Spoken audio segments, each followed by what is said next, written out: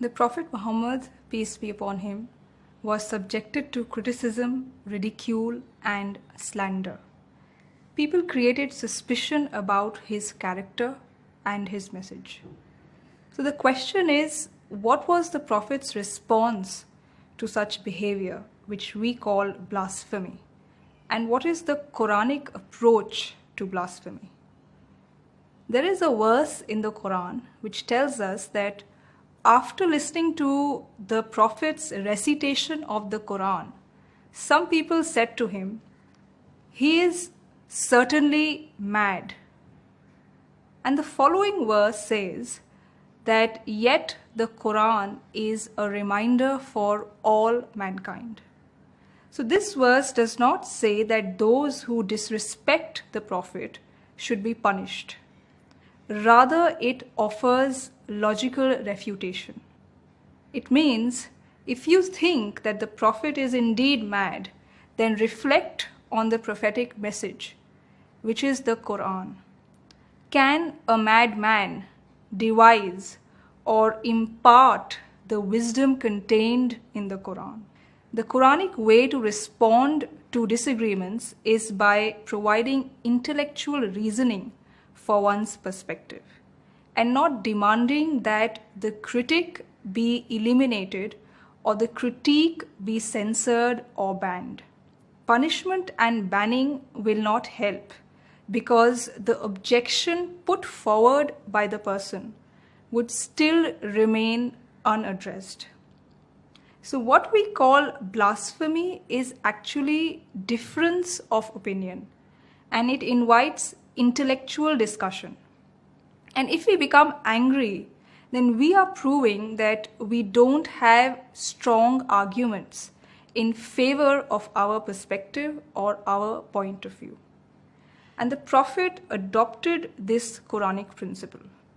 In 7th century Arabia, poetry was very famous.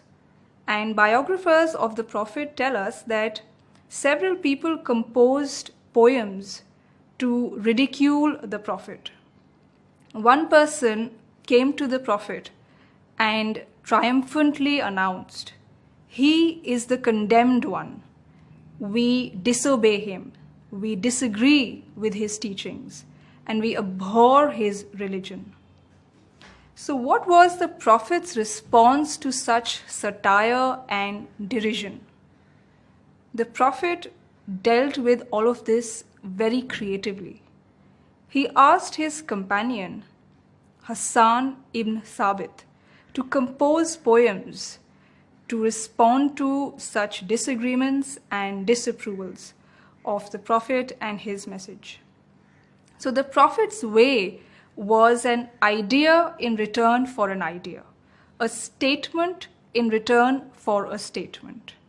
And if today we respond to critique of the Prophet by mindlessly venting fury and employing force at anything that comes our way, then that would be an unwarranted response to a statement or a social media post.